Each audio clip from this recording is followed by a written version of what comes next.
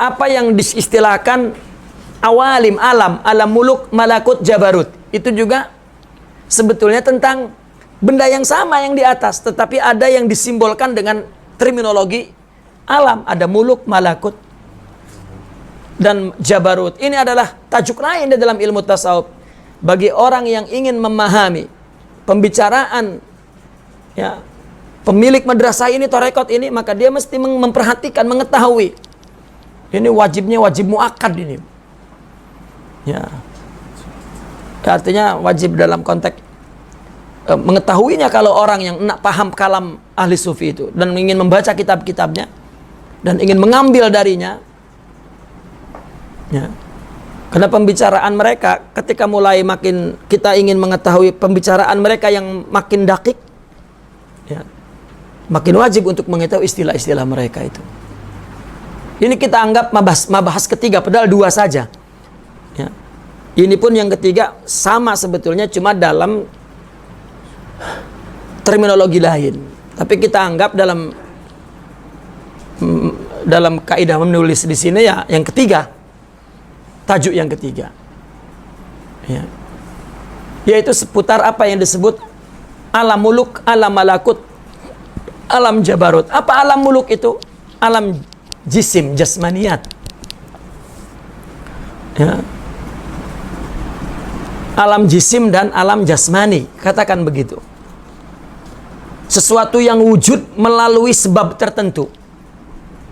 Ma wujid an sababin. Adanya kena ada sebab. Kita lahir dari ayah, dari ibu. Kita nak buat ini, kena buat ini dulu. Terus, ya ini alam itu tuh. Ya. Dan dia ada setelah Allah perintahkan. Kun, ada. Adanya bimaddah, ada bendanya. Wa muddah, dan ada masanya. Ya. Ada benda dan ada masa tertentu. Inilah alam yang Anda lihat, ya. Dan aku lihat dan mereka lihat sama-sama, kita lihat itu. Ini alam ini. Dan nama lainnya adalah alamul khalqi, alam penciptaan, alamus syahadah, alam yang disaksikan, alamul khayal. Nah, ketika orang sufi mengatakan alamul khayal, inilah alam muluk. Itu. Coba, kita ini kan khayal. Lalu kita menciptakan karya. Ya, kalau khayal menciptakan karya itu apa namanya? Maha khayal. Ya.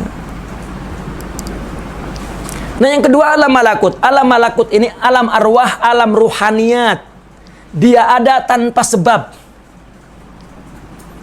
Karena dia perintah Allah tanpa perantara maddah, benda dan masa, tak ada. Seperti apa? Malaikat diciptakan, ya, itu dari benda ini. Benda ruh namanya disebutnya, atau nur. Tadi ruh kita kan juga nur. Akal nurun, al-imanu nurun, al-akhlaqu nurun. Karena itu sifat-sifat rohaniyat. Ya, itu tidak ada bendanya dan tidak ada masanya. Berapa umur ruh? Tak ada. Orang wafat 70 tahun itu tubuh, tapi ruh tak ada.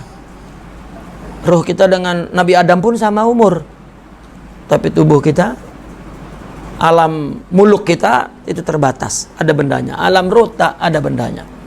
Dan nama lainnya adalah mana? Dan untuk melihat alam ini, itu adalah merupakan keistimewaan rohani yang kuat dan batin yang cerah, bercahaya. Tak dapat melihat mata kepala ini, mesti dengan mata batin. Ya. Orang sabar melihat sesuatu yang tidak dilihat oleh tidak sabar. Udah hajar saja, ya. Pukul aja orang sabar, tenang. Aku melihat sesuatu, nanti pun selesai. Ya.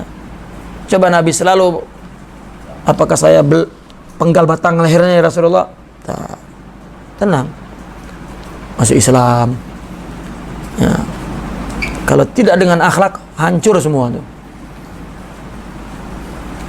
Ya. Nah, dan nama lainnya adalah alamul amr, perintah, alamul ghaib, ghaib, alamul misal. Yang ketiga alamul jabarut. Ini alam asma dan sifat ilahiyah. Di mana alam muluk dan alam malakut dari sifat Allah sama saja.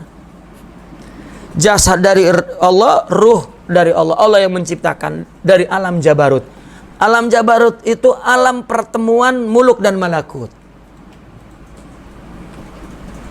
Maka ini dikatakan barzakhiyah. Gitu. Dinamakan alamus sir dan alamul haqiqah. Nah, orang sufi kebanyakan di dalam majelis ilmunya, ketika dia memberikan nasihat, mengajar ilmu, ya sama. Bicaranya tentang alam muluk. Quran, hadis, ibadat, tentang masalah urusan umum. Sama sekali tidak menyalahi ya, dari agama dan dari yang lain. Dan tidak bicara tentang yang aneh-aneh, gharib-gharib, tak. Betul-betul dia berbicara tentang perkara yang terikat dengan masalah-masalah yang biasa. Nas-nas fikih. Tidak keluar seujung kuku pun. Ya. Dari fikih, dari hukum hakam itu. Tidak. Kalau mereka memberi nasihat. Ya. Maka kalau majelis itu bebas memang siapapun untuk hadir. Tetapi jika dia mulai di dalam thariqatus suluk dan mujahadah, dia berbicara alam yang kedua. Ya. Mereka berbicara tentang masalah khusus untuk mereka. Ini tidak dapat ditimbang dengan timbangan adat biasa. Dan tidak bisa diukur dengan ukuran tradisi umum, itu tidak. Ya. Mereka mengatakan sesuatu, mengungkapkannya tentang keadaan rohani murni. Kamu jika dihina, lihatlah itu Allah. Lah ini kan keluar. Kita cakap di enak saja Allah. Memang saya tidak punya perasaan.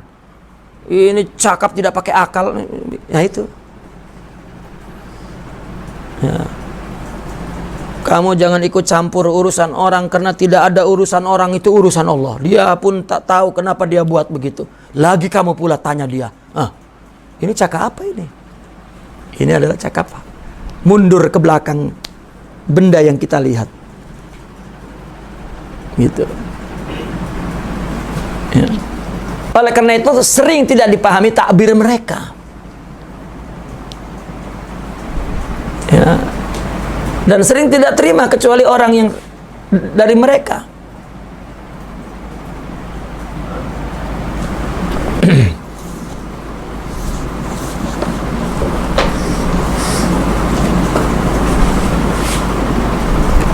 Ungkapan mereka tidak dapat dipahami dan tidak selamat memahaminya tuh. Kecuali orang yang berada dalam kelompok mereka, serta orang yang telah melewati tingkatan-tingkatan ini, sebagaimana mereka telah melewatinya sebelum ini. Mereka dalam keadaan seperti ini sama sekali tidak menetapkan hukum syara. Dia bukan sedang menjelaskan hukum syara, bukan. Hukum syara selesai. Dan juga tidak mengambil dari mereka seperti hukum hakam, bukan. Jangan kita jadikan itu hukum hakam. Ya. Dan juga tidak mengambil dari mereka seperti hukum. Hanya saja mereka sedang tengah menyebut itu berbagai peristiwa zauq, kasyaf dan yang serupanya. Ya. Jika ada izin terhadap kasyaf dan keadaan ruqyah ini sesuai syariah, maka terpujilah orang yang mengatakannya dan diambil darinya, serta artinya kalau cakap dia sesuai dengan syariat, terpuji dan kita ambil. Tapi kalau tidak, ya, kita serahkan kepada dia. Kalau ada yang melanggar syariah, ya, kalau yang dikatakannya itu adalah tentang sesuatu yang syar'i dalam agama, stop. Misalnya tidak sholat pun tak apa-apa, wah itu tak boleh sudah. Ya. Itu. Seperti misalnya perkataan ini yang ayat ini dibawa keluar tak paham. Ya. Orang sufi kan mengatakan murid itu seperti tanah. Ya. Dibuat apapun oleh gurunya, dia ikut saja. Ini kan kalau dibawa keluar, Masya Allah. Ya. Seperti tanah, lalu akal saya kemana? Ya. Nah itu ayat-ayat yang lebih jauh lagi tentang di belakang diri saya ini adalah Allah. Wah. Nah itu makin ke dalam itu, makin ke Jabarut tuh bicaranya. Itu. Dan inilah yang dikatakan oleh seorang yang disebut Sultanul Ulama Izzuddin Ibn Abdissalam dalam kitabnya Khulasatuz Zabad fi Hillir Rumus.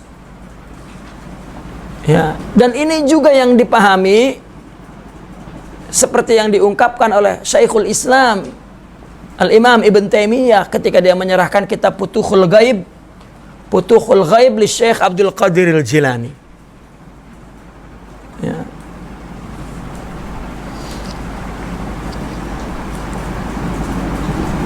Maka Imam Junaidi pernah berbicara tentang hakikat ini.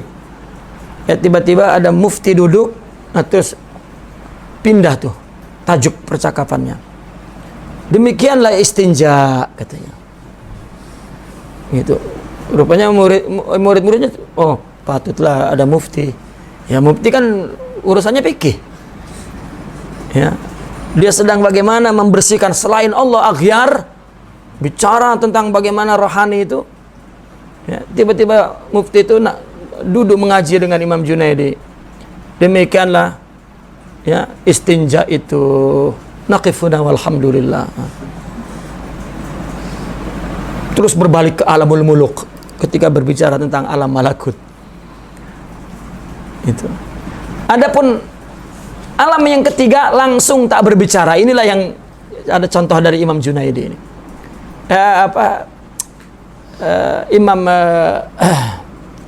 Allah, saya justru mendapat cerita ini dari Imam Hasan Al-Banna. Dia bercerita tentang guru kepada Imam Sya'rani. Allahumma shalli ala ahli thiqat dalam muhaddis. Dia seorang murabbi sufi, tapi dalam silsilah hadis dia termasuk rijalus thiqat. Allahumma shalli ala sayyidina Muhammad. Dia berbicara, muridnya ada bertanya kepada dia punya syekh muhaddis ini. Dia juga seorang murabbi sufi. Allahumma salli.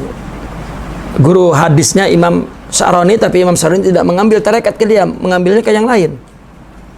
Itu. Muridnya bertanya, bolehkah Syekh ceritakan saya tentang hakikat? Oke.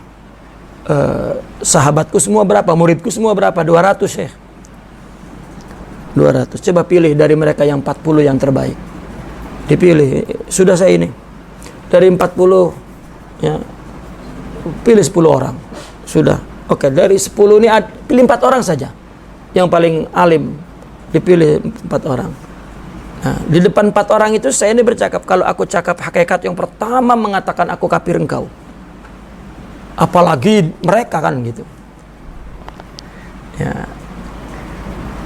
Itu saya membaca itu pertama kali sebelum membaca ke kitabnya langsung, itu saya membaca dalam kitab Imam Hasan Al-Banna.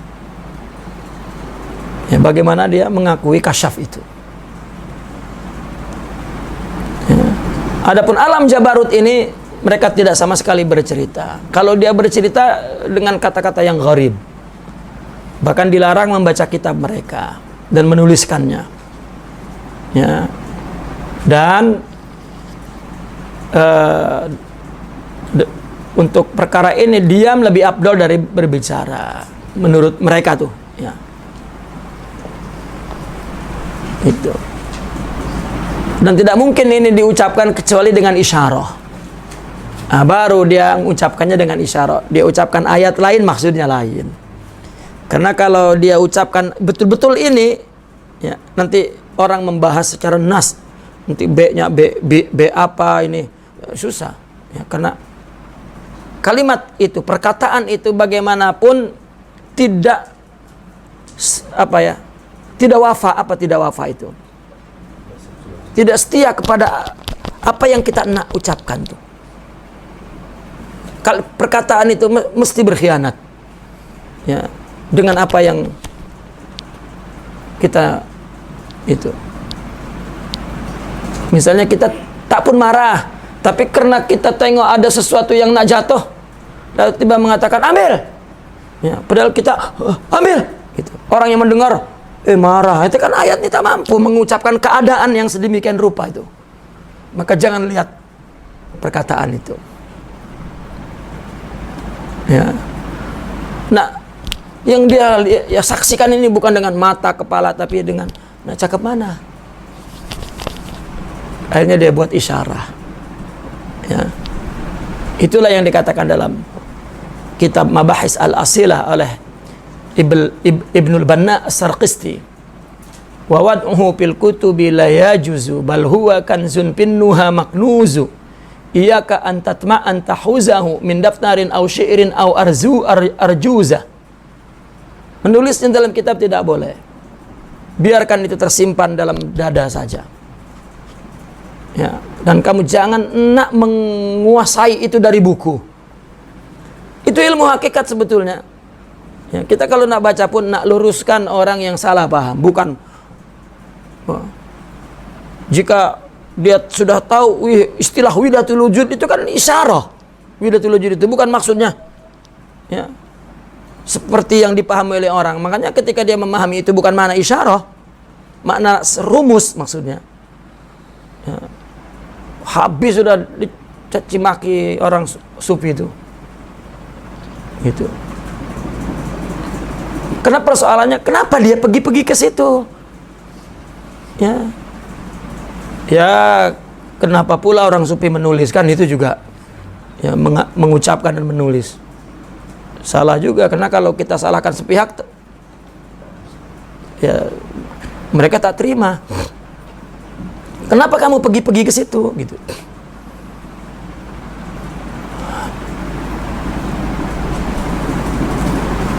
Nah, inilah di paling bawah itu cerita Imam Junaidi. Ini perkara yang ketiga ini. Imam Junaidi yang sedang berbicara tentang daqaiqut thariq, itu tentang semua Allah itu. Tiba-tiba salah satu qadhi ya, hadir, terus pindah ke fikih perkataannya. Ya. Dan itulah yang dikatakan oleh Imam Junaidi, al-kalamu baina ghairi ahlihi aurah. Ya.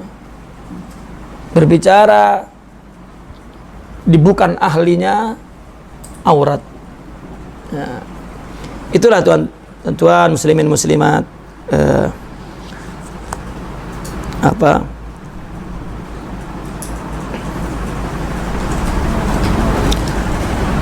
tajuk Ma'rifatullah dalam bab kedua ini telah habis.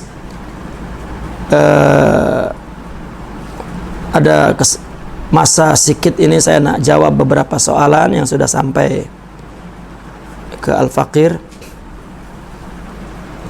Ya. Adapun pasal keduanya sudah habis.